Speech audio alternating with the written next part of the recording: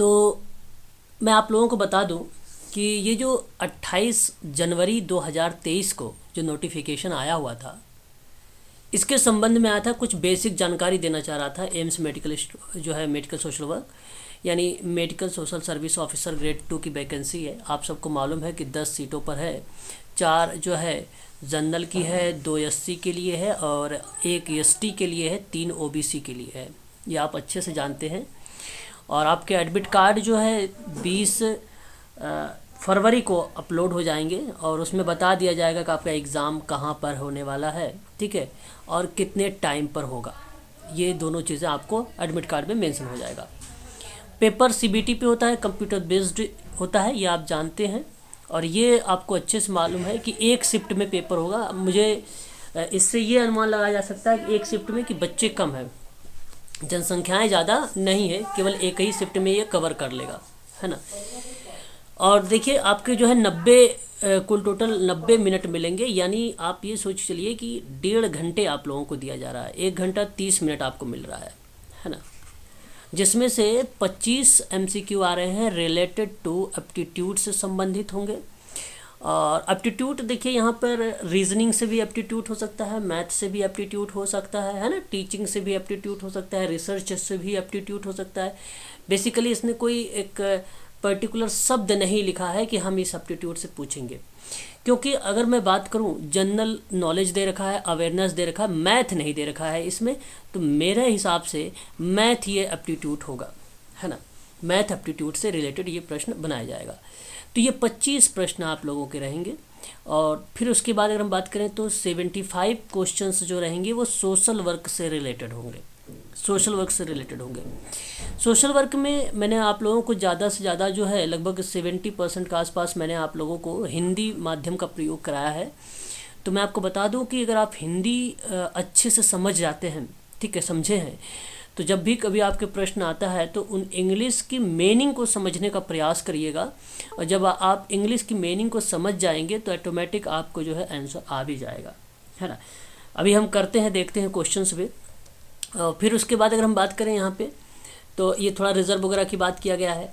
यहाँ मीडियम आप, हाँ, आपको अगर बात करें यहाँ पे सेकंड पॉइंट पे अगर आपने एक क्वेश्चन गलत कर दिया तो 1/3 जो मार्क्स होंगे वो आपके कट जाएंगे। इसलिए मैं यही कहूँगा कि जो प्रश्न नहीं आता है उस प्रश्न को छेड़िएगा मत, है ना, वरना आपका लॉस ही जाएगा, उससे कोई फ़ायदा नहीं है। तो उस प्रश्न को आप टच मत करिएगा जिसमें आपको कन्फ्यूज़न वगैरह, डाउट वगैरह लग रही होगी। ये इंग्लिश माध्यम से होगा, ये आपको अच्छे से मालूम है, ठीक है। तो इन्हीं के आधार पे आप लोगों को अब जो है थोड़ी सी तैयारी करनी है। जैसे अभी मैं कुछ फैक्ट वगैरह आप लोगों को बताऊंगा, तो उस फैक्ट को भी आप लोगों को जो है ध्यान रखना होगा, ठीक है। और ये जो प्रश्न आपके सामने हैं सोशल वर्क के, ये पेपर हैं। मैं आप लोगों को यहाँ पे अगर बता दूँ समाज कार्य के संबंध में, चाहे एमपी सेट का पेपर हो, सोशल वर्क का वो भी प्रश्न आ सकता है। आरपीएससी में जो कि प्रश्न यहाँ से पूछे गए थे, यूजीसी में भी पूछे जाएंगे आप लोगों को, और यहाँ तक कि मेडिकल सोशल वर्क में भी पूछे जाएंगे। तो मैं आप लोगों से कहूँगा कि मेडिकल सोशल वर्क के पॉइंट ऑफ व्यू से आप सभी लोग प्रश्नों को बहुत ध्यान से सुनिएगा और समझने का प्रयास करिएगा। आपको मैं बताऊँ, यहाँ अगर मैं इंग्लिश का भी अगर प्रयोग करता हूँ तो आप यहाँ पर देख सकते हैं। मैं बेसिकली हिंदी से ही लेके चलूँगा, जहाँ मेन चीज़ रहेगी मैं आपको इंग्लिश करवाऊँगा। देखिए ये प्रश्न क्या है कि Elizabethan poor law 1601 was based on, मतलब सिंपल सी बात है कि एलिजाबेथन पुअर लॉ एक एक्ट आया था जो 1601 में था। वो बताइए किस पे आधारित था? क्या कॉन्सेप्ट ऑफ रिहेबिलिटेशन पे आधारित था कि concept of determining the need of client पर आधारित था, जिसको हम कहते हैं सेवार्थी की आवश्यकता, है ना, सेवार्थी की आवश्यकता निर्धारित करने की अवधारणा, ठीक है। उसके बाद कॉन्सेप्ट ऑफ चैरिटी और उसके बाद कॉन्सेप्ट ऑफ एम्पावरमेंट। अब देखिए यहाँ पे आप लोगों को प्रश्न किस तरीके से ध्यान रखना है, मैं आपको यहाँ पे 2 ट्रिक बताता हूँ, दोनों को समझने का प्रयास करिएगा।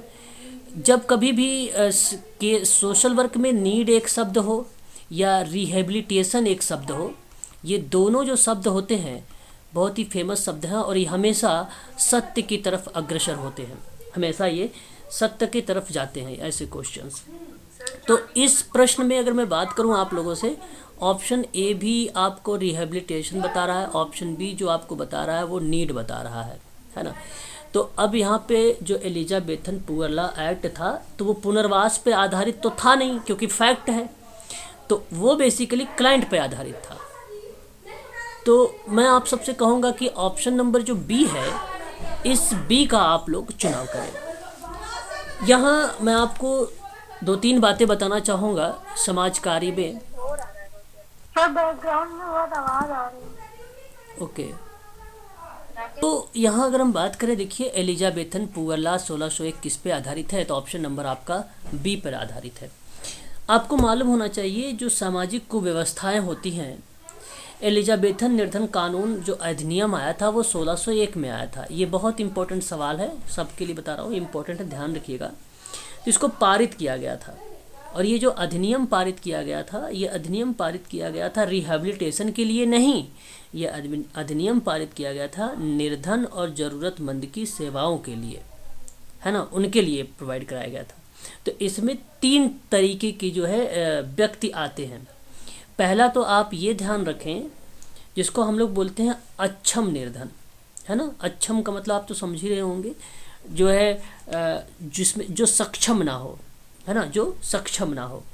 तो अक्षम निर्धन था, उसको बेसिकली स्वैच्छिक भिक्षुक गृह में रखा गया था। उसको जो रखा गया था भिक्षुक गृह में रखा गया था। किसको रखा गया था? वो सक्षम निर्धन को। हाँ, और एक आपका आता है इसमें शारीरिक रूप से जो सक्षम निर्धन हो। तो देखिए ये मैं अक्षम निर्धन बात कर रहा था, अब मैं बात कर रहा हूँ शारीरिक रूप से जो सक्षम होगा, जो सक्षम निर्धन होगा।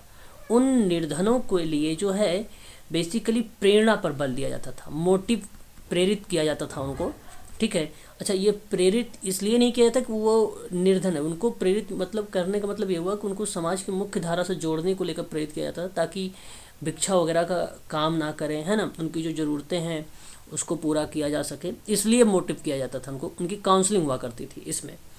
और एक था तीसरा वाला जो शारीरिक रूप से सक्षम निर्धन थे। देखिए, जो दूसरा था वो शारीरिक रूप से सक्षम निर्धन तो थे, लेकिन कार्य करने के लिए मोटिवेट किया जाता था। लेकिन जो शारीरिक रूप से सक्षम निर्धन थे और भगोड़े थे, उनको जो है सुधार गृह में रखा जाता था। तो उनको जो है सुधार गृह में रखा जाता था, और उनमें जो भी अगर मान लो अपराध किया है, दंड दिया जाता था, तो उसको जो है दंडित किया जाता था सुधार गृह में, ठीक है। तो सुधार गृह से संबंधित जो आता है वो आपका थर्ड वाला पॉइंट आता है, जो मैंने बताया आपको क्रम में। तो याद रखिएगा, ये पुनर्वास से संबंधित नहीं है, ना ही दान से संबंधित है, ना ही सशक्तिकरण से संबंधित है पुअर लॉ एलिजाबेथन लॉ। ये अगर संबंधित है तो सेवार्थी की नीड पर आधारित है, इसलिए ऑप्शन नंबर बी करेक्ट रहेगा। चलिए आगे बात करिए, क्वेश्चन नंबर 2 लीजिए। मित्रवत आंगटुक निम्नलिखित में से किससे संबंधित है? मतलब इसका मतलब है फ्रेंडली विजिटर, इसको इंग्लिश में कहते हैं फ्रेंडली विजिटर और रिलेटेड। क्या चैरिटी ऑर्गेनाइजेशन सोसाइटी यूएसए की जो 1877 की है, 1869 क्या सर 1869 69 यूके की है। एलिजाबेथन पुअर लॉ की बात करें तो क्या आपका 1601 का है? क्या चैरिटी ऑर्गेनाइजेशन सोसाइटी लंदन, जिसको यूके बोलते हैं, क्या 1869 की है? क्या उपर्युक्त में से कोई नहीं है? किसको जवाब देना चाहेंगे फ्रेंडली विजिटर के बारे में अगर बात कर रहे हैं आप लोग? तो अमेरिका के कौन विद्वान रहने, मैरी रिचमंड कहाँ के रहने वाले हैं? अमेरिका के रहने वाले हैं। फ्रेंडली विजिटर में अगर किसी व्यक्ति की भूमिका रही सन 1899 में, तो वो भूमिका रही है मैरी रिचमंड की और यूएसए की। तो मैं आप लोगों से कहूँगा कि ऑप्शन नंबर ए का ही चुनाव करिएगा, है ना। तो प्रश्न तो बहुत ही सिंपल, अगर आप इंग्लिश भी देखेंगे, देखिए आप आसानी से इस प्रश्न का चुनाव भी कर पाएंगे, है ना। The classification of social system, प्रश्न को समझो, ठीक है। तो सोशल सिस्टम किससे रिलेटेड बनेगा, है ना। क्वेश्चन नंबर 3, अगर सॉरी यार हमने बात किया फ्रेंडली विजिटर जो है, विजिटर आर का रिलेटेड टू, किससे बनेगा? क्या चैरिटी से बनेगा? फ्रेंडली विजिटर देखो यूएसए की है तो इसलिए यूएसए का ही बनेगा। एलिजाबेथन पुअर लॉ तो होगा नहीं, चैरिटी ऑर्गेनाइजेशन लंदन की भी तो होगी नहीं, none of the.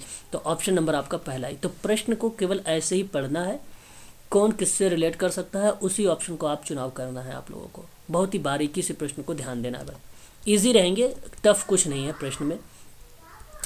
Question number 3 की बात अगर हम करें, सामाजिक व्यवस्था का इंग्लिश वह में करवा दीजिए जो नहीं, यूजीसी के बच्चे हैं, है ना, यूजीसी के बच्चे हैं, थोड़ा सा समझने का प्रयास करें, इसमें क्वेश्चंस वो भी हैं, है ना। तो अगर मैं बात करूँ क्वेश्चन नंबर 3 के बारे में कि सामाजिक व्यवस्था का एक वर्गीकरण है। पहला है यांत्रिक सामाजिक व्यवस्था, है ना, यांत्रिक वैसे उसको हम लोग मैकेनिकल सोशल सिस्टम कहते हैं। और फिर कहता है जैव सामाजिक व्यवस्था, है ना, जिसको हम लोग क्या बोलते हैं, organic social system is given by. क्या आप ये इस्माइल दुर्खिम को लगाएंगे कि जब सामाजिक व्यवस्था पेश किया था, कि पी सेरोकिन का नाम लगाएंगे, पिटरिम सेरोकिन इनका पूरा नाम है, क्या मैकाइवर पेज का नाम लगाएंगे, कि टी पार्सन्स का नाम लगाएंगे, किसका नाम आप लगाना चाहेंगे यहाँ पे, जहाँ यांत्रिक सामाजिक व्यवस्था और जैव सामाजिक व्यवस्था की बात हुई है। 2 शब्द याद रखिए इंग्लिश में। एक शब्द अगर हम बात करें तो मैकेनिकल, ठीक है, ध्यान से सुनिएगा आप सभी लोग।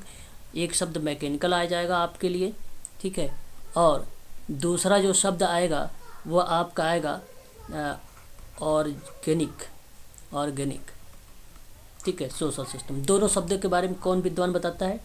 टी पार्सन, किसका नाम लगाना चाहेंगे आप? T Parson. T Parson is the right answer हो जाएगा यहाँ पे। अगर जब भी कभी आप लोगों से ऐसे प्रश्न बनाए जाएं तो ध्यान दीजिएगा, इम्पोर्टेंट सवाल हैं और यहीं पर आपका करेक्ट जवाब है। सोशल सिस्टम में होगा ना वर्गीकरण? सोशल सिस्टम, सोशल सिस्टम किस में होगा? सामाजिक व्यवस्था का बोला हुआ है तो सोशल सिस्टम में ही आएगा ना वर्गीकरण। नहीं, मैं समझा नहीं, फिर से प्लीज़ बताएं मुझे। सर ये जो सामाजिक व्यवस्था लिखा हो, एक बार क्वेश्चन दिखा दीजिए इंग्लिश में, ये बोल रहे हैं। सामाजिक व्यवस्था,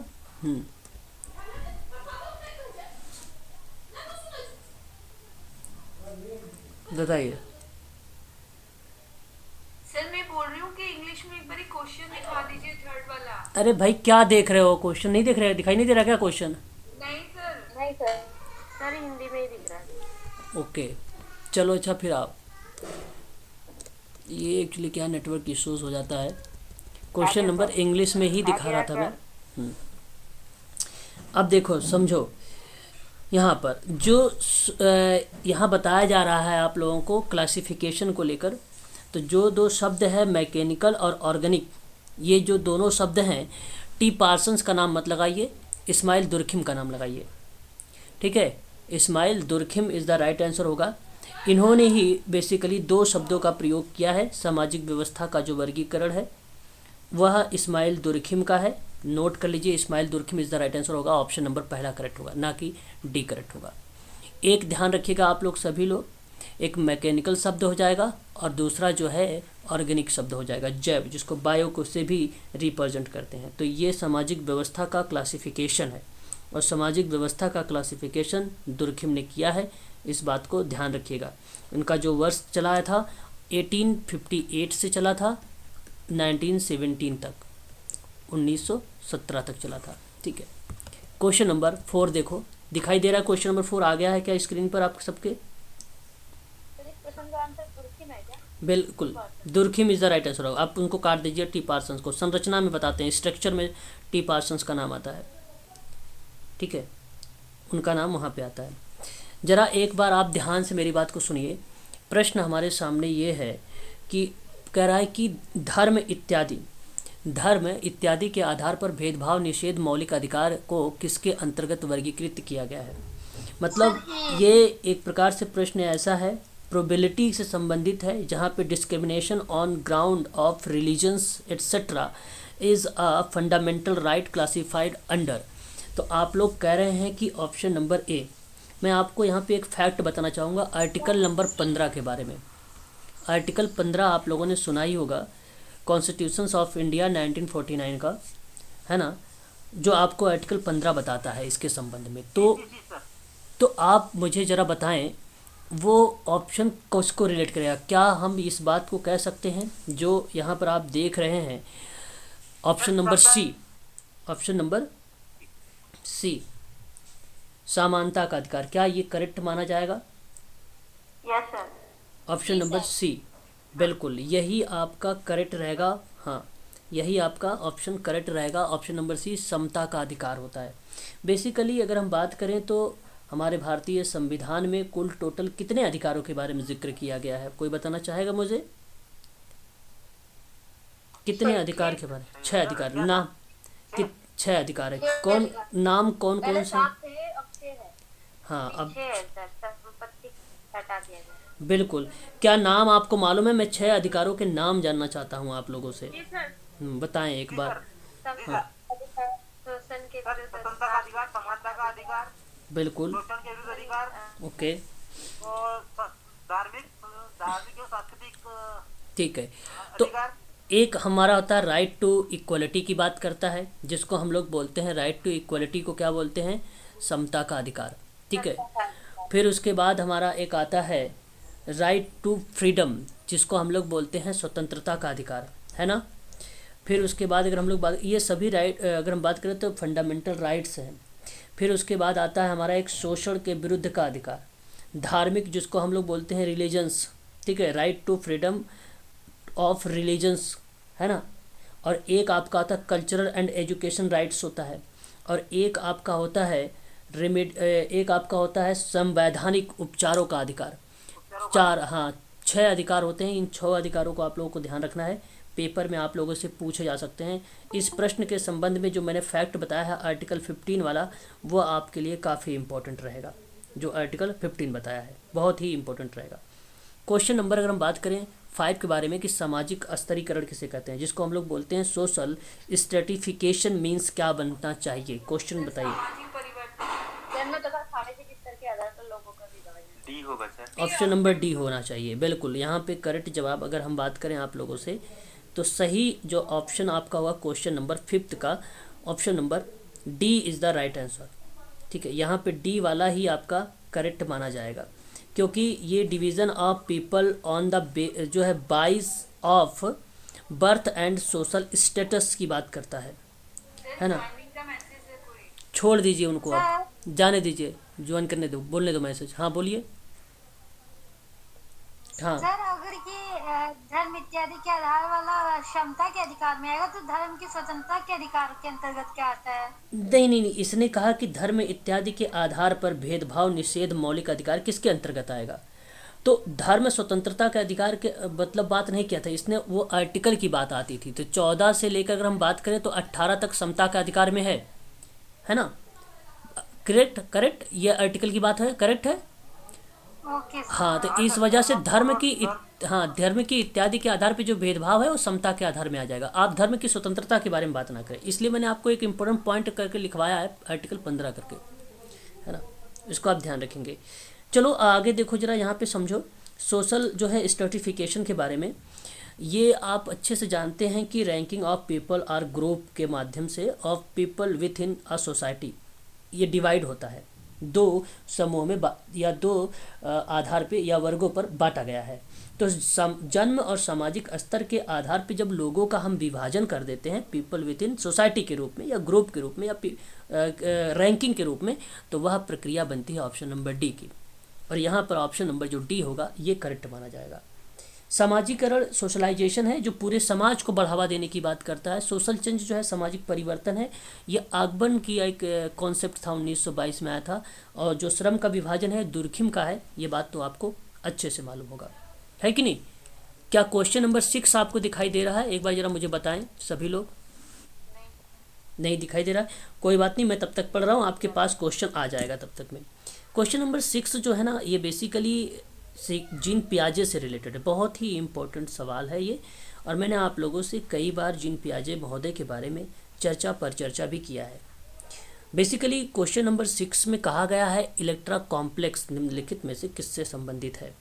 मेरे कहने का मतलब ये है कि Electra complex is a situation found in, क्या मुखावस्था, गुदावस्था, लैंगिक अवस्था या सुषुप्तावस्था, जिसको हम लोग बोलते हैं, पहले वाले को ओरल कहेंगे, दूसरे वाले को हम लोग बोलते हैं एनल बोलते हैं, तीसरे वाले को हम लोग फैलिक बोलते हैं, चौथे वाले को हम लोग क्या बोलते हैं, लेटेंसी बोलते हैं। क्या आप सभी को समझ में आ रहे हैं ना प्रश्न? एक बार मुझे बताइए, तभी मज़ा आएगा। अरे हाँ, आराम से करिए, कोई जल्दबाजी नहीं है, क्योंकि प्रश्न जब आप समझे रहेंगे बढ़िया से तभी आप कर पाएंगे, अदरवाइज़ फिर नहीं तो दिक्कत होने लगेगी आप लोगों को पेपर में, है ना। द लास्ट टाइम में इन्होंने ऐसा परिवर्तन कर दिया है है ना, कि वैसे जो कि ऐसा होना नहीं चाहिए बट इन्होंने यूज कर लिया है, तो ध्यान रखें। तो इलेक्ट्रा कॉम्प्लेक्स के बारे में अगर हम क्या बात करें, परिवर्तन हो गया है? जी क्या परिवर्तन हुआ है? परिवर्तन हुआ है कि ये अब जो है इंग्लिश माध्यम में यूज़ हो रहा है, क्वेश्चन पेपर क्वेश्चन इंग्लिश में आएंगे, ठीक है। मतलब नहीं नहीं नहीं, यूजीसी की बात नहीं कर रहा हूँ मैं, एम्स की बात कर रहा हूँ भाई, एम्स की।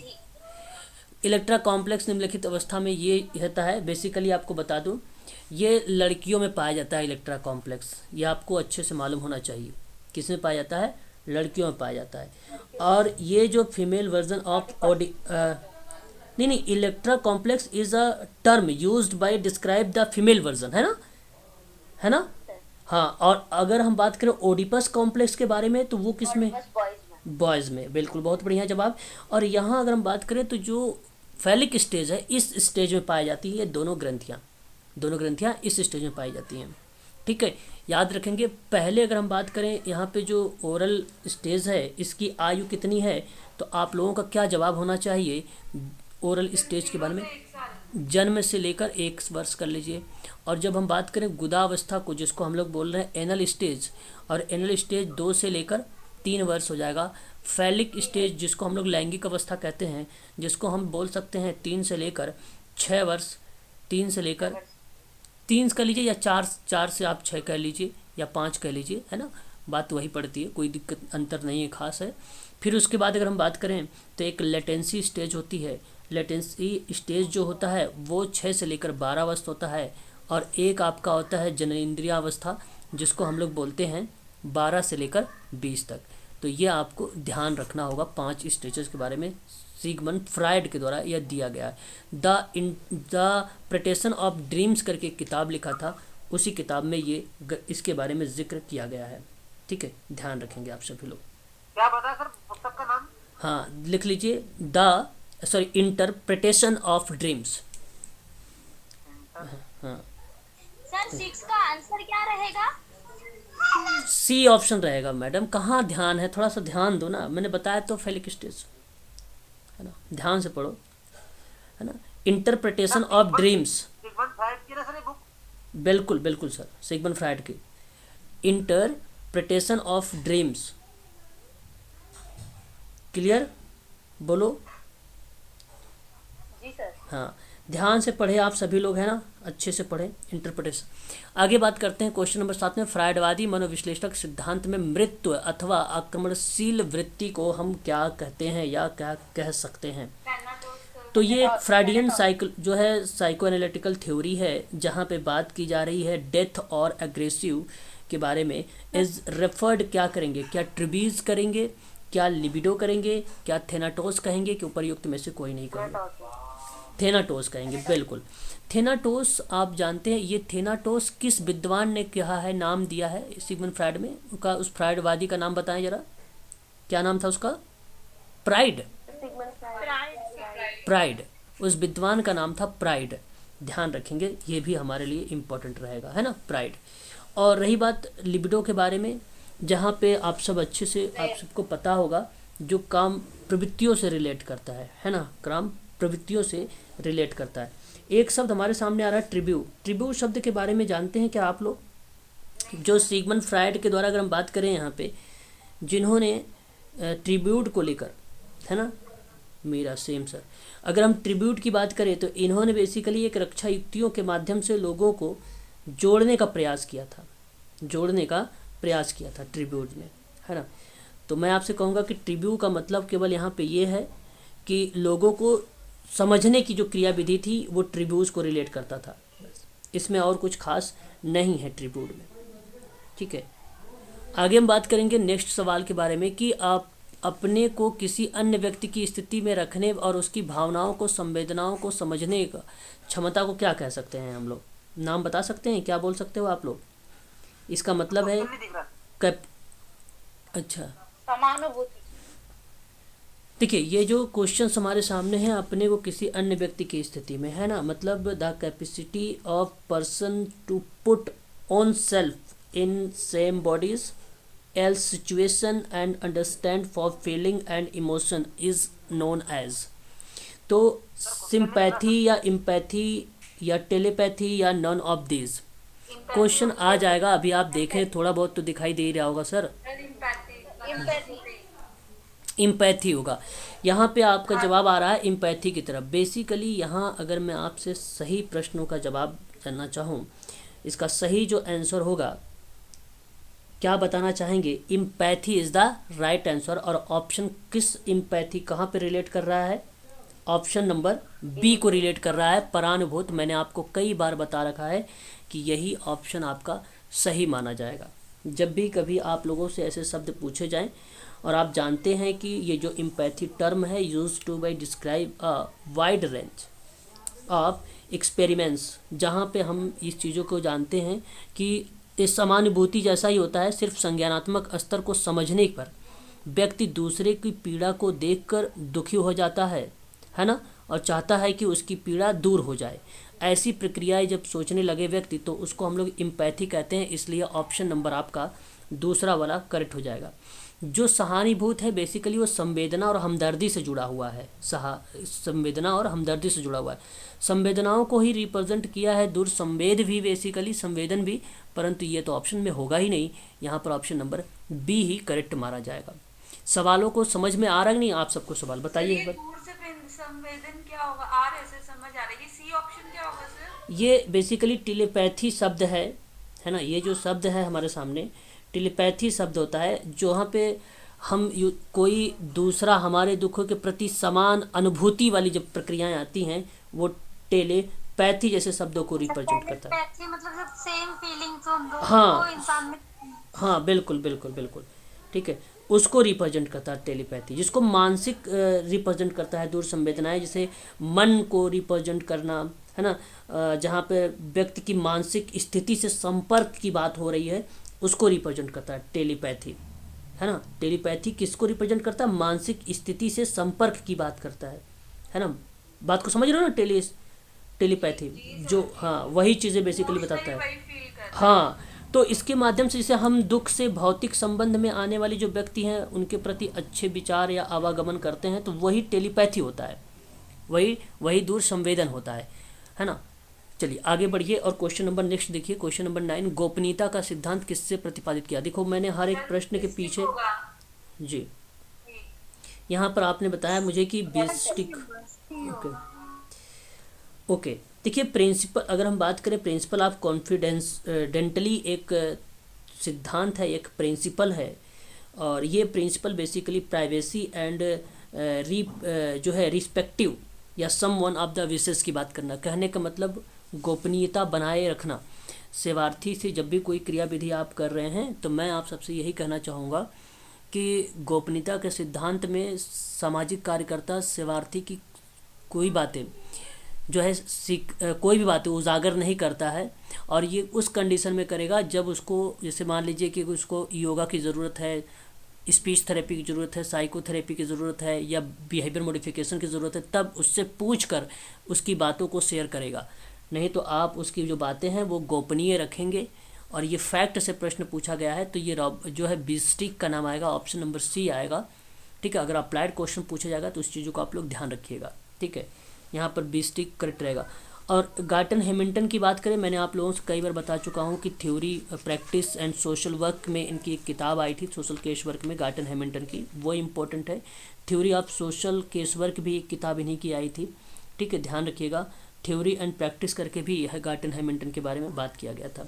एक फैक्ट यहाँ से और बनता है एक्सेप्टेंस को लेकर, जो उसको हम लोग बोलते हैं स्वीकृति का सिद्धांत, है ना। तो ये भी ध्यान रखें, प्रिंसिपल्स ऑफ एक्सेप्टेंस, इसकी जो भूमिका दिया है वो बर्था रेनाल्ड ने दिया है कि जो जैसा व्यक्ति है उसे वैसे ही हमें क्या कर लेना है, एक्सेप्ट कर लेना है, बस, ठीक है। इस चीज़ को आप ध्यान रखेंगे। और फिर एक विद्वान का नाम आता है बेकर। बेकर बेसिकली एडम, इनका पूरा नाम है एडम एम बेकर नाम है। इन्होंने जो है इंटीग्रेटेड हेल्थ केयर फेलोशिप के बारे में बात किया था। तो इंटीग्रेटेड हेल्थ केयर फेलोशिप जो है वो एडम एम बेकर के द्वारा दिया गया है। और एच पर्लमैन के बारे में तो आपको अच्छे से मालूम होगा, सोशल वर्क में इन्होंने बताया है प्रॉब्लम सॉल्विंग को लेकर, है ना, 1957 में। तो इन चारों विद्वानों के बारे में ध्यान रखिएगा। सबसे अगर अहम कोई विद्वान इसमें है तो गार्टन हैमिल्टन है, मैं इनकी दोबारा से 2 किताबें हैं उनको नोट कर देता हूँ, करवा देता हूँ, नोट कर लीजिएगा। Theory and practice of social case work है, theory of social case work किताब एक अलग से भी है, थ्योरी एंड प्रैक्टिस करके भी किताब, मतलब टोटली केस वर्क पर आधारित है। थ्योरी और प्रैक्टिस करके ये हमेशा जो भी किताब दी है थ्योरी एंड प्रैक्टिस पर ही किताब इन्होंने लिखा है, इस चीज़ को आप ध्यान रखेंगे खासकर। सर ये इंटीग्रेटेड फॉलोशिप ये क्या थ्योरी है कि क्या ये इंटीग्रेटेड हेल्थ केयर को लेकर फेलोशिप इन्होंने एक पिट स्कूल ऑफ सोशल वर्क था, उसी के आधार पर इन्होंने हेल्थ के संबंध में बताया था।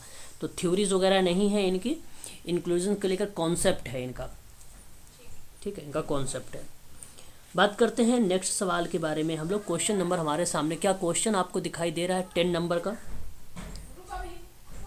10 नंबर का सवाल आपको दिखाई दे रहा है? बहुत बढ़िया। क्वेश्चन नंबर जो 10 है आपके सामने, ये सवाल कर रहा है कि सतत व्यक्तिकरण का सिद्धांत निम्नलिखित में से संबंधित है। कहने का मेरा तात्पर्य ये है कि जो सवाल है, the principle of continuous individualisation is related, क्या सोशल केस वर्क से रिलेटेड है, समूह कार्य से है, कि सामुदायिक संगठन से, उपयुक्त सभी से? All of the option A होना चाहिए, ऑप्शन ए। सर एक है व्यक्तिकरण का चलो ऑल ऑफ द अबव। यहाँ पे अगर मैं आपसे बात करूँ, अब मेरी बात को भी सुन लीजिए आप सभी लोग, थोड़ा सा शांति बनाए रखिए। आप लोग का समय मैं देता हूँ 1-2 मिनट में, आप लोग बता दिया करें। तो the principle of continuous individualization in social group work है ना, recognize that group and different and the individual until group experience. कहने का मेरा तात्पर्य सतत व्यक्तिकरण का सिद्धांत है। और अगर आपने HB ट्रेकर का नाम अगर आपने सुना होगा, उन्हीं के कंटिन्यूअस या निरंतर व्यक्तिकरण का सिद्धांत इसमें दिया गया है। तो अगर मैं सतत व्यक्तिकरण नहीं लिखता, तो जिन बच्चों ने कहा है ऑप्शन नंबर डी, जिन बच्चों ने बोला है ऑप्शन नंबर डी, फिर वो ऑप्शन सही था, व्यक्तिकरण का सिद्धांत फिर सही था। परंतु जब सतत लिख दिया गया है तो इसका मतलब ये प्रश्न का पैटर्न बदल गया। तो ऑप्शन नंबर आप बताएं अब कौन सा लगाएंगे? बी लगाना उचित समझेंगे? ये होगा? हाँ, तो इस बात को आप सभी लोग ध्यान दीजिएगा, क्योंकि यही कीवर्ड्स पॉइंट्स होता है, यही हमें समझना होता है। इंग्लिश में वही चीज़ें हैं जो मैं आपको बता रहा हूँ, बहुत ही सिंपल से वर्ड्स हैं। सोशल वर्क का ऐसा कोई टर्मिनोलॉजी आपको इंग्लिश में नहीं मिलेगी जो आपको कंफ्यूज कर दे, क्योंकि आप बार बार जब सोशल वर्क के बारे में पढ़ रहे हैं तो वो चीज़ें आपको माइंड में वो चीज़ें बैठ गई हैं कि इसका क्या मीनिंग होगा, इसका क्या होगा, वो ऑटोमेटिक आप, बट प्रश्न के शब्दों को आप लोग ध्यान दीजिएगा। कंटिन्यूअस लिखा रहेगा, आप आसानी से पहचान पाएंगे कि ये बेसिकली बी का है। मैंने इंग्लिश में आप लोगों को वो सिद्धांत भी दिया है, व्यक्तिकरण का सिद्धांत भी, ठीक है। नहीं भी मिला होगा तो आप मुझे ग्रुप में डाल दीजिएगा मैसेज, मैं उसको भेज दूंगा। जी क्या बोल रहे हैं? सही आंसर क्या है सर इसका? Option number B sir, option number B. Question number 11 की बात करते हैं। हमारे सामने है कि सामाजिक समूह कार्य में परिवर्तन का मुख्य उपकरण कौन सा होगा। यानी एक प्रकार से अगर हम बात करें तो प्रमुख उपकरण की बात कर रहा है। जैसे कि इन सोशल वर्क द प्रिंसिपल जो है इंस्ट्रूमेंट ऑफ चेंज इज, किसको आप यहाँ पे सही जवाब देना उचित समझेंगे? क्वेश्चन नंबर 11 का सर ऑप्शन सी, मार्ग निर्देशित सामूहिक अंतर्क्रिया। ओके, यहाँ आप कहना चाह रहे हैं कि मार्ग निर्देशन का। देखिए, जो सामाजिक समूह कार्य में परिवर्तन की बात हो रही, मेरी बात को बहुत ध्यान से समझिएगा। The principle of guided group जो है इंटरेक्शन की बात होती है in social group work. The primary resources हैं of energy which people of group and, अगर हम बात करें तो ग्रुप वर्क के साथ में जो परिवर्तन की बात करेगा तो वो बेसिकली रेसिप्रोकल होगा। अब रेसिप्रोकल होने के नाते क्या आप यहाँ पे कार्यक्रम के संगठन को बताना चाहेंगे? क्या आप यहाँ पे नेतृत्व के विकास को बताना चाहेंगे कि मार्ग निर्देशित सामूहिक अंतःक्रिया की बात करेंगे, कि उपयुक्त में से कोई नहीं? सी होगा रेसिप्रोकल। तो बिल्कुल, यहाँ पे जो गाइडेड ग्रुप, मैंने एक शब्द यूज किया था गाइड वाला जो शब्द यूज किया था, अगर आपने ध्यान से सुना होगा तो बहुत ही अच्छी बात है। यहाँ पर ऑप्शन नंबर आपका जो जाएगा वो जाएगा सी की तरफ। एक मिनट, करेक्ट बताइए एक बार, करेक्ट है ना? जी सर। हाँ, तो आपका जो जाने वाला है वो ऑप्शन नंबर सी की तरफ जाएगा। इसलिए आप सभी लोगों को ध्यान देना होगा कि ऑप्शन नंबर जो होगा वो सी इज़ द करेक्ट जवाब होगा, ठीक है।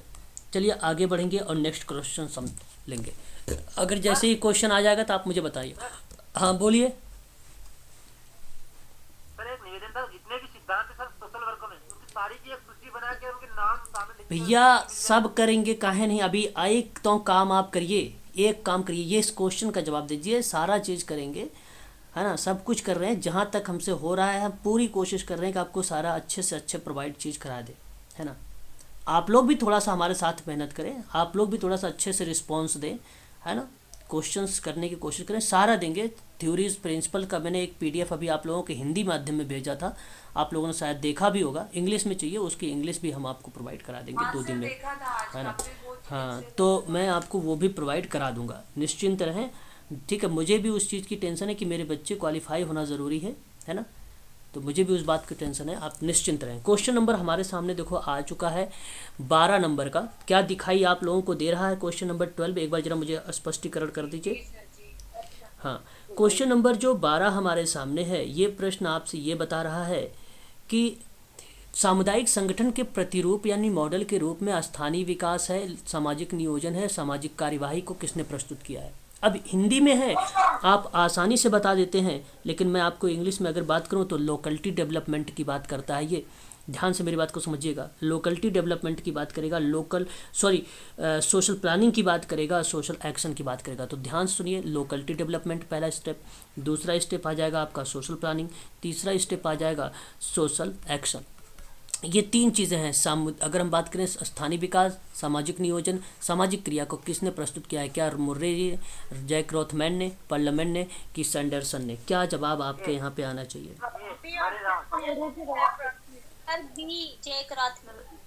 ओके, आप लोगों का जवाब जो आ रहा है वो basically model of community organization में रॉस महोदय का नाम करेक्ट माना जाएगा यहाँ पे, ना कि जैक रोथमैन का नाम करेक्ट माना जाएगा। ऑप्शन नंबर अगर मैं बात करूँ पहला वाला करेक्ट माना जाएगा, option number A is the right answer रहेगा। सर लोकेलिटी क्या बोला, एक बार रिपीट कर दीजिए। बिल्कुल बोलेंगे आपको, एक है लोकलिटी डेवलपमेंट है मैम, एक है सोशल प्लानिंग है, एक है आपका सोशल एक्शन।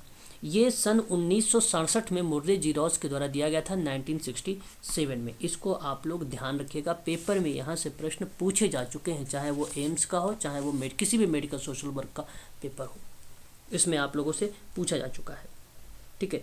अगर हम वहीं अगर बात करते हैं जैक रोथमैन के बारे में, आप लोगों ने जैक रोथमैन का भी नाम तो सुना ही होगा, रोथमैन का। यहाँ पे जैक रोथमैन, मुर्रे जी रॉस नहीं होंगे, जैक रोथमैन होंगे, जैक रोथमैन होंगे, है कि नहीं। करेक्ट जवाब होगा जैक रोथमैन जी। यहाँ पे जैक रोथमैन का होगा, जैक रोथमैन का होगा, रोथमैन ने जो है दिया था, ठीक है, इसने दिया था, ठीक है। मुर्रे जी रॉस का क्या है भाई, मुर्रे जी रॉस की अगर हम बात करें तो मुर्रे जी रॉस ने क्या चीज़ें बताई है, स्पष्टीकरण के मुर्रे जी रॉस का। कम्युनिटी ऑर्गेनाइजेशन थ्योरी नहीं, मुर्रे जी रॉस के बारे में पूछ रहा हूँ आप लोगों से, मुर्रे जी रॉस के बारे में आप बताएं, जहाँ पे इन्होंने कम्युनिटी ऑर्गेनाइजेशन के मॉडल को रिप्रेजेंट किया था, है ना, कम्युनिटी आइडेंटिफिकेशन की बात किया था। तो उन्होंने एक बोला था सामान्य, विशिष्ट, क्या बात करते हो आप लोग, भूल जाते हो, विशिष्ट और क्रिया, सामाजिक उच्च निम्न क्षैतिज विभाजन, क्या बात कर रहे हो। सामान्य रूपरेखा की बात किया था इसने, विशिष्ट निर्देशन की रूपरेखा की बात किया था, क्रिया की बात किया था मुर्रे जी रॉस ने 1967 में, है कि नहीं। याद आया किसी को कि अभी भी नहीं याद आ रहा है। जी सर यही बोला था ये। हाँ, और जो अगर हम बात करें locality, social planning, social action की बात, वो रोथमैन का है, वो किसका है, रोथमैन का है। और मुर्रे जी रॉस का याद रखिएगा, एक नॉर्मल होता है जिसको जनरल बोलते हैं, एक हम स्पेसिफिक बोलते हैं, एक हम एक्शन बोलते हैं। ये 3 शब्द उनके में ही नोट कर लीजिएगा। सिद्दीकी जी के बारे में सिद्दीकी जी का नाम है ही नहीं बेसिकली, पार्लियामेंट का नाम यहाँ पे, पार्लियामेंट तो होंगे नहीं, प्रॉब्लम सॉल्विंग बात है। ये सैंडरसन महोदय जो आते हैं, इनका जो आती है सामाजिक सामुदायिक कार्य के अंतर्गत विधियाँ आती हैं, और 7 विधि इन्होंने लिखा था सैंडरसन महोदय ने, ठीक है। तो मैं आशा करता हूँ क्वेश्चन नंबर 12 से मैंने जो फैक्ट बताए हैं आपको ध्यान रहेंगे। मुर्रे जी रॉस इंपॉर्टेंट है और जैक रोथमैन इंपॉर्टेंट है, दोनों इंपॉर्टेंट विद्वान है, बार बार रिपीट कर रहा हूँ, ये प्रश्न आप लोगों से पूछे जा सकते हैं, ठीक है, काफ़ी इंपॉर्टेंट सवाल है। प्रश्न हमारे सामने आ चुका है 13 नंबर का, 13 नंबर आपके सामने ही दिखाई भी दे रहा होगा किससे संबंधित है शुद्धिमतीकरण की अवधारणा? मैंने आप लोगों को कई बार बताया भी है। A option. Option number A की तरफ आप जा रहे हैं। ये बेसिकली शुद्धिमतीकरण को हम लोग क्या बोलते हैं, जो है कॉन्साइंटाइजेशन बोलते हैं। मैं लिख देता हूँ, कॉन्साइंटाइजेशन कहते हैं इंग्लिश में इसको। और ये जो शब्द है मैडम, ये विवेकीकरण शब्द को यूज करता है। ये किसको यूज करता है? विवेकीकरण को यूज करता है। ये basically Paule Frere is has 1970 में, सन 1970 में इन्होंने जो है पैडागोजी ऑफ द ऑप्रेस्ड करके एक बुक लिखी थी। उसी किताब में इन्होंने जिक्र किया था शुद्धिमतीकरण को लेकर। तो ध्यान रखिएगा, ये कॉन्सेप्ट पैडागोजी जब शब्द आता है कभी भी पेपर में, पैडागोजी एक ट्रिक बना लीजिए, वह नाम हमेशा पाउले फ्रेरे का ही सही जाता है, पाउले फ्रेरे का करेक्ट जाता है ना। ध्यान रखेंगे सभी लोग, काफ़ी इम्पोर्टेंट शब्द था ये। और आप लोगों को मालूम होगा कि जब सामाजिक क्रिया आप पढ़ रहे थे तो उसके कुछ मॉडल थे, जिसमें हम लोगों ने पढ़ा था, एक अभिजात मॉडल था और एक हमने पढ़ा था लोकप्रिय मॉडल था। अभिजात मॉडल के अंतर्गत 3 चीज़ें आई थी, एक आर्थिक था, एक प्रत्यक्ष था, एक विधायी था। और जो लोकप्रिय में आता था, एक चैतन्यकरण था, एक द्वंद्वात्मक था और एक लोकप्रिय क्रिया का मॉडल था। और ये बिट्रो के द्वारा दिया गया था, जैसा कि आप लोगों को याद भी आ रहा होगा। ए बिट्रो सन 1984 में इन्होंने दिया था, 1984 में दिया था। मार्टिन लूथर किंग, आप इनके बारे में तो अच्छे से जानते होंगे। कितने लोग जानते हैं, जरा मुझे एक बार स्पष्टीकरण करें मार्टिन लूथर किंग के बारे में। सर इन्होंने वो स्पीच दी थी मार्टिन लूथर किंग बेसिकली जो मार्टिन जूनियर, अगर हम बात करें मार्टिन लूथर किंग जूनियर के बारे में, तो इन्होंने, ये एक अमेरिका के एक पादरी विद्वान थे, एक आंदोलनकारी थे ये, और अफ्रीकी अमेरिकी नागरिक अधिकारों के संघर्ष के एक प्रमुख नेता माने गए थे ये, है ना। बहुत ही इम्पोर्टेंट पर्सन है ये, बहुत ही फेमस पर्सन है। इन्होंने बेसिकली जो इनका कॉन्सेप्ट था, ये इक्वलिटी राइट के लिए इन्होंने जो है अमेरिका में ब्लैक अमेरिकन से संबंधित जो है इन्होंने उस पर लड़ाई लड़ी थी, ठीक है। तो ये बेसिकली इनके बारे में आपको पता होगा, जैसे गोरे और काले लोगों के बारे में अगर कोई लड़ाई लड़े हैं तो अमेरिका में, तो उनका नाम है मार्टिन लूथर किंग जूनियर, ठीक है। ध्यान दीजिएगा, काफ़ी फेमस पर्सन है ये, ठीक है। हाँ, तो अमेरिका में इन्होंने जो है मानव अधिकारों के प्रतीक के रूप में इनको आज जो है देखा भी जाता है। काफ़ी फेमस पर्सन है ये, ठीक है भाई। चलिए आगे बढ़ेंगे और नेक्स्ट क्वेश्चंस लेंगे। हमारे सामने है क्वेश्चन नंबर 14 नंबर का, श्रृंखला को मात्रा के आरोही और अवरोही को व्यवस्थित रूप में मध्य पद का मूल्य क्या कहलाता है। काफ़ी इंपॉर्टेंट सवाल हमारे सामने ये भी है, क्वेश्चन नंबर 14, जो आपको बताता है the value of middle item के बारे में। Middle items of series when जो है अरेंज इन असेंडिंग और डिसेंडिंग ऑर्डर में आपको बनाना है। तो आप बताइए किसको रिप्रेजेंट करेंगे यहाँ पे जब असेंडिंग डिसेंडिंग ऑर्डर का आप यूज़ करते हैं, तो क्या जवाब आपके सही आने चाहिए। फिर क्या मीडियम करेक्ट रहेगा?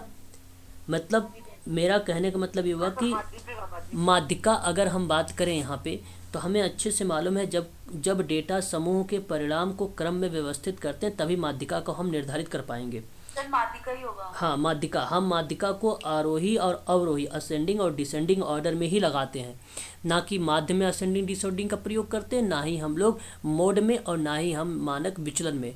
मानक विचलन जो होता है प्रसरणों का वर्गमूल होता है, हाँ, प्रसरणों का वर्गमूल होता है स्टैंडर्ड डिवीज़न। और जो माध्य होता है वो एवरेज होता है, जो केंद्र प्रवृत्ति को रिप्रेजेंट करता है। और जो मोड होता है वो दी गई जो पदें होती हैं, उन पदों में जो बारंबार या अधिकतम बार जो डिजिट या जो पद आते हैं उसको हम लोग बहुलक बोलते हैं, उसको हम लोग मोड कहते हैं, ठीक है। तो मीडियल बेसिकली मोस्ट अगर हम बात करें ज़्यादातर तो वो ऑब्जर्वेशन से रिलेटेड होता है ना। ऑब्जर्वेशन जब हम करते हैं तो वो असेंडिंग और डिसेंडिंग ऑर्डर में करते हैं, और जब असेंडिंग डिसेंडिंग ऑर्डर की बात होती है वो सीधा परिभाषा बताता है मीडियन की, और जहाँ ऑप्शन नंबर बी आपका चुना जाएगा, ऑप्शन नंबर बी ही चुना जाएगा, यही आपका करेक्ट रहेगा। स्पष्ट हो गया? एक बार क्लियर कर दीजिए आप लोग अगर स्पष्ट हो गया तो एक बार आप देखिए क्या क्वेश्चन नंबर 15 आपको दिखाई दे रहा है। अगर आपको इंग्लिश भी देखना होगा तो आप मुझे बताइएगा, मैं इंग्लिश भी दिखाऊंगा। बट मैं यहाँ पे सरल शब्दों के माध्यम से इंग्लिश को लेकर आप लोगों के साथ चल रहा हूँ ताकि आप समझ पाओ, है ना। बाकी अगर कहीं दिक्कत होगी तो आप मुझे ज़रूर इसके बारे में बताइएगा। क्वेश्चन नंबर हमारे सामने 15 नंबर का सवाल है, जैसा कि आप सब लोग देख भी रहे हैं। सवाल कह रहा है हमसे कि सामाजिक शोध में समस्या के क्या की खोज करने के लिए किस डिज़ाइन का उपयोग किया जाता है। मैंने इसके बारे में आप लोगों को बताया भी है और आपको पता भी होना चाहिए इसके बारे में। बहुत ही अच्छा सा सवाल है। अन्वेषण खोज। ए सर अन्वेषणात्मक। ओके, अगर मैं आप लोगों से यहाँ पर बात करूँ जो हमारे सामने इस समय जो हमारे सामने क्वेश्चंस हैं, क्वेश्चन नंबर 14 कह रहा है कि 15 कह रहा है कि इन सोशल रिसर्च, इसमें कह रहा है इन सोशल रिसर्च, अब प्रॉब्लम की बात हो रहा है तो the design use to the research for what of problem is.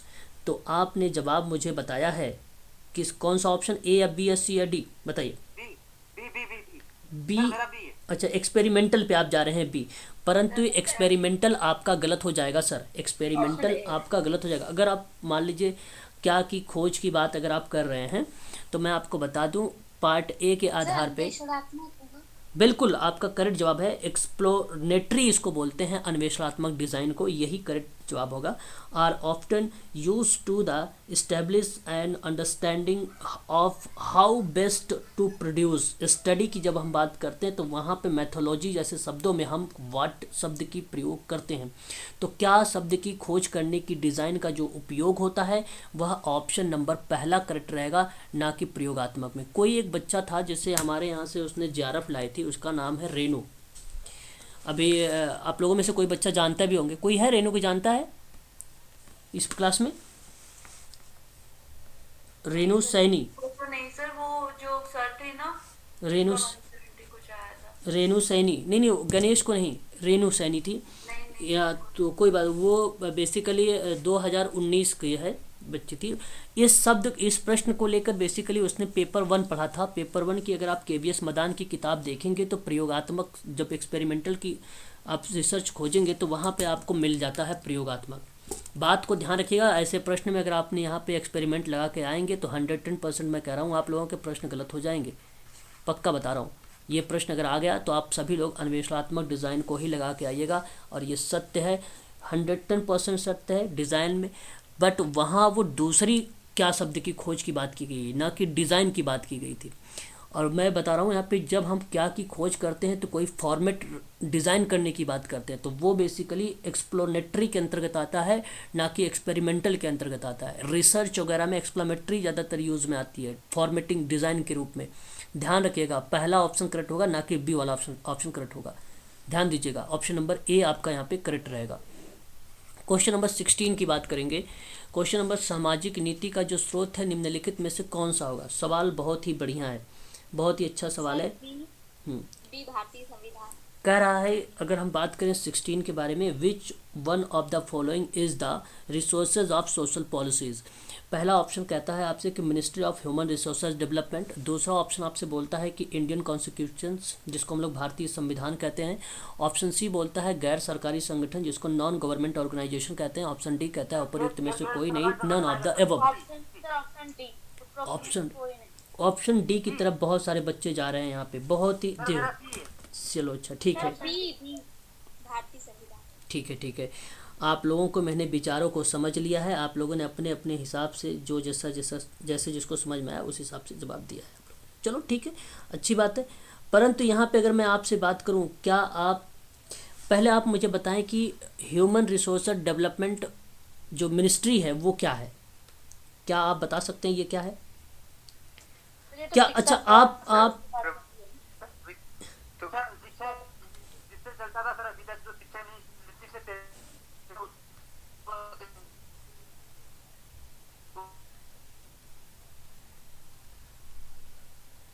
Basically क्या मेरी आवाज़ आप लोगों के पास स्पष्ट जा रही है? जी सर आ रही है, इनके यहाँ पे नेटवर्क। अच्छा, चलिए ठीक है फिर। तो मैं सोचा कि मेरे यहाँ ही कोई दिक्कत आ रही है। तो यहाँ अगर हम बात करें जो मानव संसाधन विकास मंत्रालय है, ये 25 सितंबर 1985 को ये बेसिकली इसकी स्थापना हुई।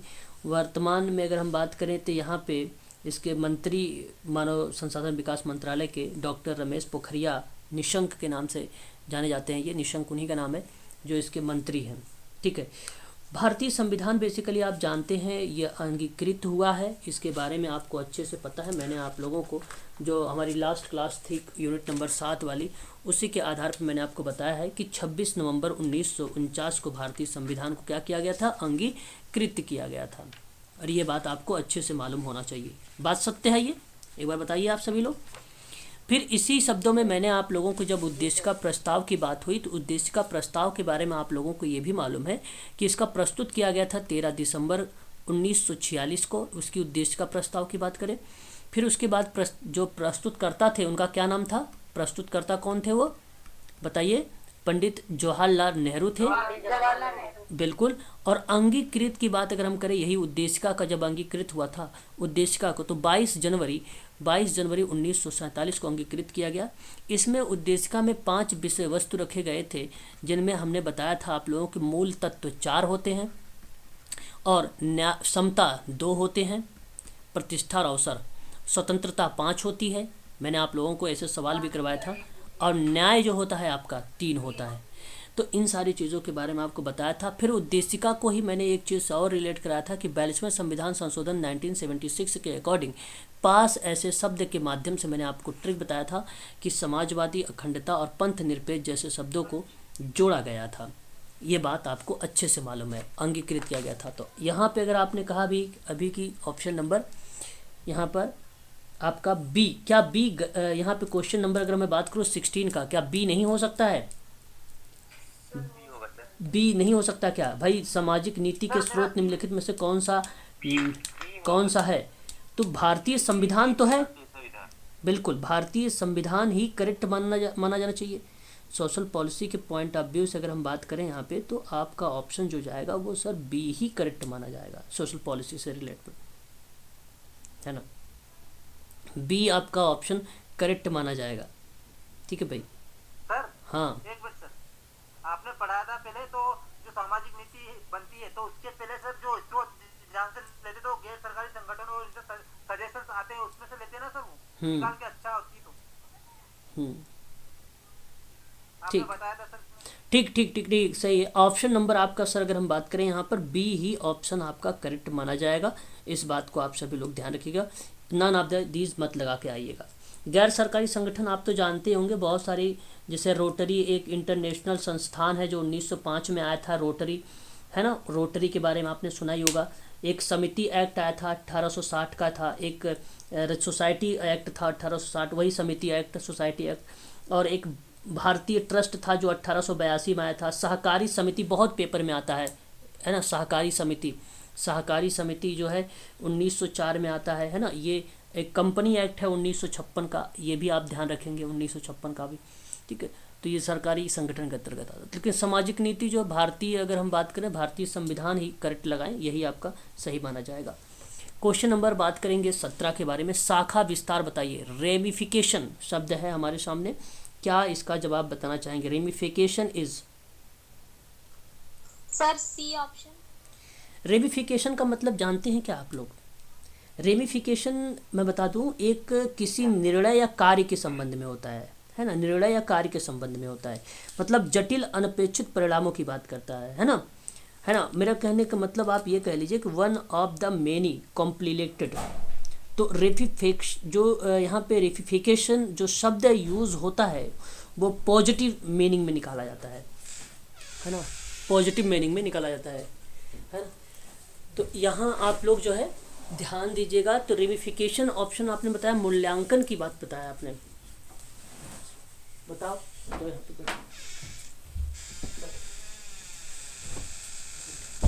बताओ कौन जी? डी होगा। सी ऑप्शन की तरफ आप जा रहे हैं। यहाँ अगर मैं बात करूँ क्वेश्चन नंबर 17 वाले का जवाब जो जाएगा वो एक प्रकार की, मैडम रेमिफिकेशन जो शब्द होता है, रेमिफिकेशन शब्द जो होता है वो एक मूल्यांकन टेक्निक होती है ना, इवैल्यूएशन टेक्निक होती है ना।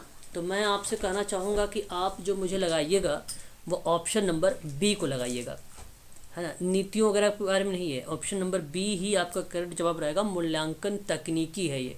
सी आपने देखा शायद बड़ा ऑप्शन करके अगर नहीं आ रहा था, तो ये एक रेमिफिकेशन एक टेक्निक है, ध्यान रखिएगा, और ये मूल्यांकन की टेक्निक है। और मैंने अभी अभी आप लोगों को एक शब्द बताया, जो मूल्यांकन जो टेक्निक बता रहा हूँ पॉजिटिव पॉइंट ऑफ व्यू में करता है, किसी निर्णय के कार्यों को जानने के दौरान में रेमिफिकेशन का हम यूज करते हैं। जैसे मैंने अभी कोई मान लीजिए कोई कार्य किया और उस पर हमें निर्णय लेना है, डिसीजन लेना है, तो उसका हमें ऑब्जर्व करना पड़ता है, मूल्यांकन करना पड़ता है, वो टेक्निक होती है। ध्यान रखिएगा, बहुत कम लोग यहाँ पे इसकी, मैं आप लोगों को कहेंगे तो मैं एक पेज की PDF बना के भेज दूंगा। इग्नू की किताब से लिया है मैंने ये, BSW का जो थर्ड ईयर पढ़े होंगे, BSW थर्ड ईयर में रेमिफिकेशन जो शब्द है वो यूज किया गया है, BSW थर्ड ईयर में। सर जैसे आप ये बता रहे हैं कि ये पॉजिटिव उसमें आता है, तो मूल्यांकन तो पॉजिटिव और नेगेटिव दोनों हो सकता है। नहीं, यहाँ पे जो पॉजिटिव शब्द मैंने यूज़ किया है मूल्यांकन में किसी निर्णय को लेकर, नेगेटिव में हमें ऑब्जर्व नहीं करना है, टेक्निक है ये रेमिफिकेशन, नेगेटिव शब्द में यूज़ नहीं करना है। अब निर्णय के संबंध में जैसे हमने यहाँ पे बताया, संसाधनों का आवंटन के लिए अपनाई जाने वाली नीतियों के बारे में निर्णय लेने के मानदंड को लेकर आप सोच रहे हैं, तो ये बेसिकली पॉलिसीज़ वगैरह से है।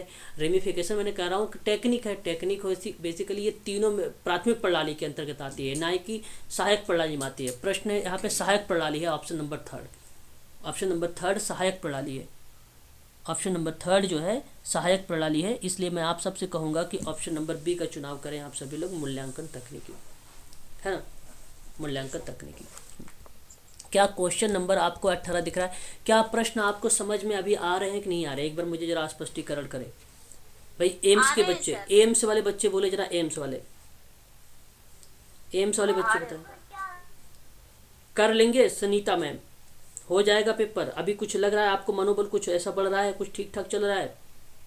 सर वो एक बार ये भी ट्राई करेंगे, आप क्लास कर लोगे ना तो वो मीडियम वाला चेक करेंगे एक बार, ये ऐसे तो ट्राई कर रहे हैं। मैं अभी इसी क्वेश्चन को, मैं इसी पेपर में आपको ये पेपर भेजता हूँ आप सभी लोगों को।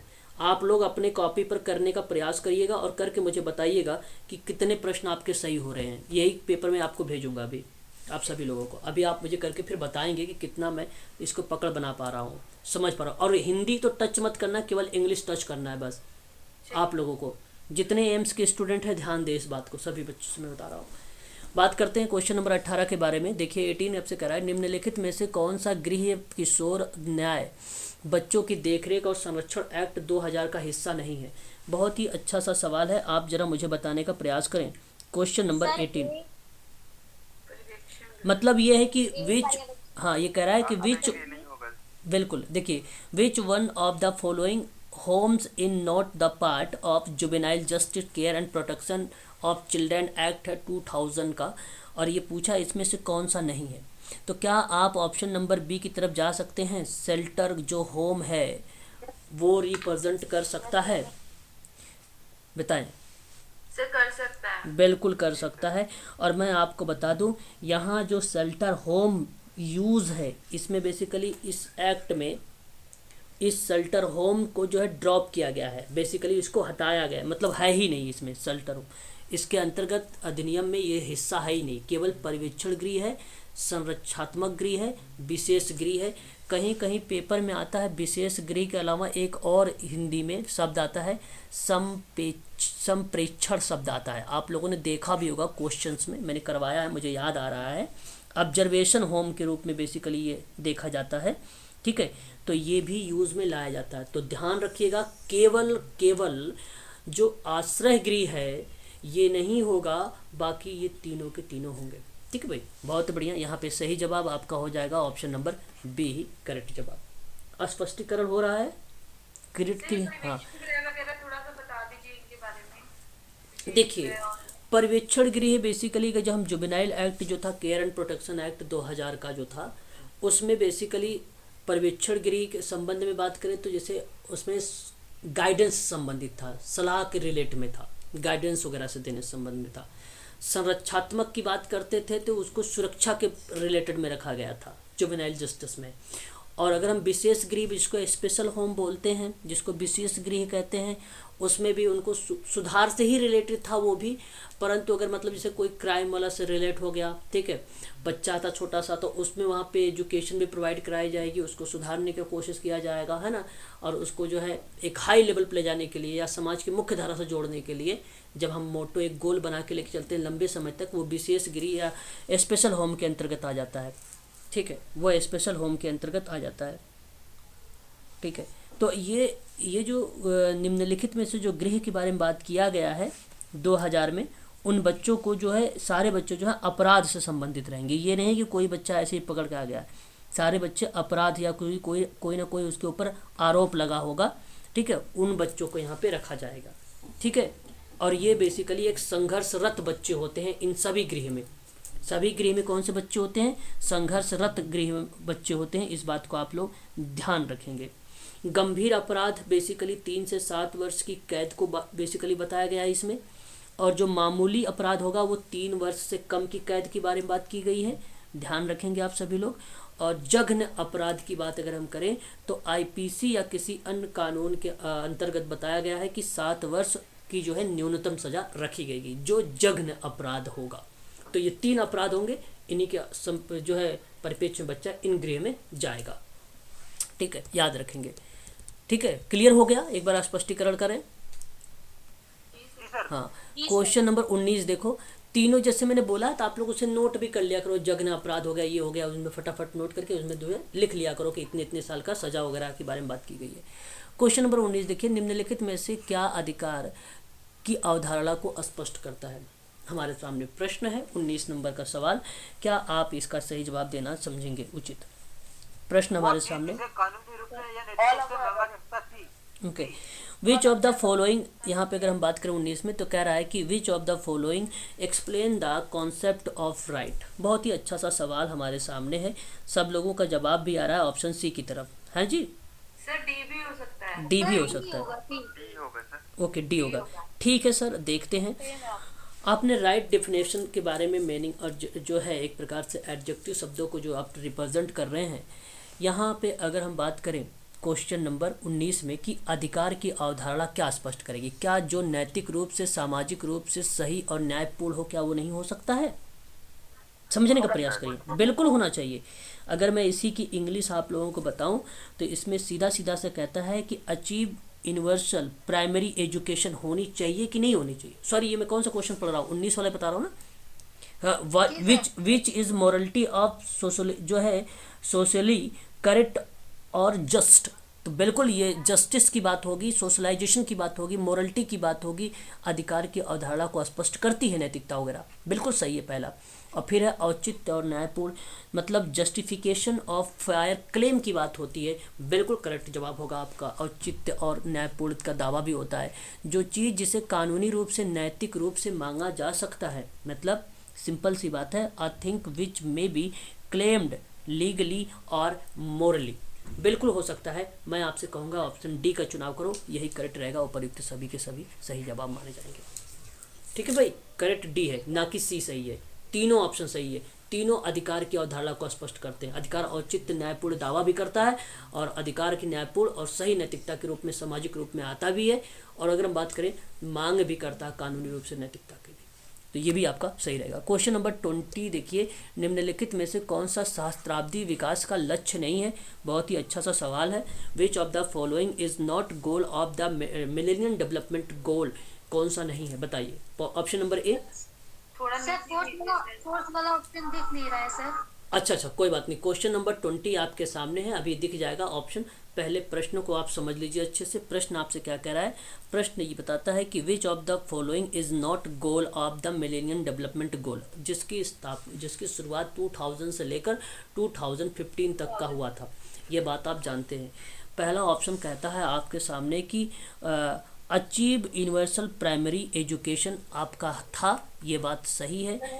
फिर ऑप्शन अगर हम बात करें तो दूसरा था आपका जो है रिड्यूसिंग चाइल्ड मोरलिटी की बात हुई थी, यानी मृत्यु दर को कम करने की बात थी, ये भी सही था। नहीं होगा सर। ओके, पर्यावरणीय अवधारणाएं जो होती हैं बेसिकली अगर हम बात करें, जो इन्वायरमेंटल से संबंधित होता है उसको निश्चित इन्वायरमेंटल भी इन्वॉल्व किया गया है, लेकिन मानसिक स्वास्थ्य को उन्नत करने में इसकी भूमिका नहीं है।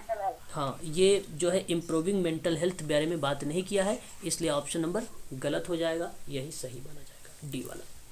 क्वेश्चन नंबर 21 ये वाला कर लीजिए 21 वाले को, फिर हम लोग अभी फिर क्वेश्चन यहीं से करेंगे आगे, कल हम लोग टॉपिक पढ़ेंगे, है ना, ताकि आज मैं आपको समझा सकूं कि प्रश्न के बारे में इससे ऐसे प्रश्न आएंगे। समझ में आ रहा ना सभी को, कोई दिक्कत तो नहीं हो रही ना? हाँ सर, आ रहे हैं। चलो बहुत बढ़िया है। क्वेश्चन नंबर 21 में देखिए, अभिकथन है, अभिकथन असर्टेशन भी बोलते हैं इसको। प्रश्न हमारे सामने है, कुछ व्यावसायिक कार्यों और गतिविधियों के निष्पादन हेतु अपेक्षित अनुज्ञापित अनुमोदन और अनुमति को मंजूरी मतलब स्वीकृति होता है के नाम से जाना जाता है। क्या बात सही लग रही है कि जो व्यावसायिक कार्य होगा, जो गतिविधियां होंगी, उनके निष्पादन हेतु अपेक्षित अनुज्ञापित अनुमोदन मंजूरी? बिल्कुल, यहाँ पे अगर हम बात करें तो एक प्रकार से परफॉर्म कर रहा है, certain professional tasks of the activities is known as selection. बिल्कुल सही जवाब हो जाएगा आपका ये स्टेटमेंट। कारण मतलब बेसिकली रीज़न है ये, तो ये कहता है कि वह व्यक्ति जिसे समस्या है व्यावसायिक या सामाजिक कार्यकर्ता की सहायता ले सकता है। बिल्कुल सही बात है कि person with problems can take help from the professional social workers, तो ले ही सकता है। तो क्या आप यहाँ पे सही जवाब देना चाहेंगे? ऑप्शन बताएं आप मुझे। ऑप्शन नंबर बी करें, ए? हाँ, ए सही है, और जो यहाँ पे जो है परंतु ऑप्शन बी नहीं आएगा, यहाँ ऑप्शन सी आएगा। बिल्कुल, ए सही है, आर सही है, और ए जो है सही की व्याख्या भी कर रहा है, व्याख्या नहीं कर रहा है। क्यों यहाँ पे सर व्याख्या कहाँ पर है? क्योंकि लगा के व्याख्या तो हो रही है भाई, व्यवसायिक। सर इसका बी सही होगा। बिल्कुल बी सही होगा, यहाँ पे सी सही नहीं होगा मैम, व्याख्या तो हो रही है। हाँ, इसका बी सही होगा। ए जो यहाँ पे अगर हम बात करें तो ए सही है, परंतु आर ए की सही व्याख्या भी कर रहा है ना, सही है। यहाँ पर बी ही सही जवाब रहेगा। A is correct, R and R is the correct explanation of A. Option number आपका बी ही करेक्ट माना जाएगा यहाँ पर, बी ऑप्शन। ठीक है भाई, ध्यान दीजिएगा। अभी हम फिर आधे घंटे बाद ज्वाइन करते हैं, ठीक है? बने रहिएगा, ठीक है? ठीक, ओके।